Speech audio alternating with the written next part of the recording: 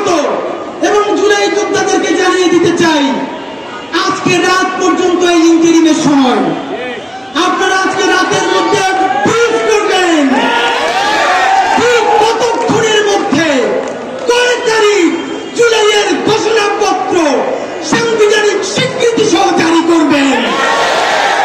তারপরে বলবেন আগামী কয় তারিখের মধ্যে জুলাই সনদ সকল রাজনৈতিক দল স্বাক্ষর করবে।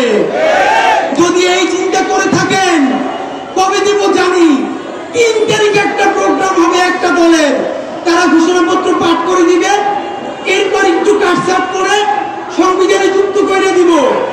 এইসব রাজনীতি করতে দেওয়া হবে না। এই জুলাইয়ের মালিকানা কোন রাজনৈতিক দলের কাছে আমরা বেঁচে দেই না। এই জুলাইয়ের মালিকানা একমাত্র প্রত্যেকটা শহীদ পরিবারের, আহত অন্ধ বন্ধু ভাই বোনের। এই জুলাইয়ের কোন একক মাস্টার মাইন্ড থাকা চলবে না। বন্ধুরা আমার, মাননীয় প্রধান উপদেষ্টা, আপনার উপরে আস্থা রেখে বলছি, আপনার সরকারকে আজকে বলতে হবে আপনারা ঘোষণাপত্র কখন দিবেন এবং কিভাবে দিবেন, সনদ কখন দিবেন, কোন প্রক্রিয়ায় বাস্তবায়ন করবেন।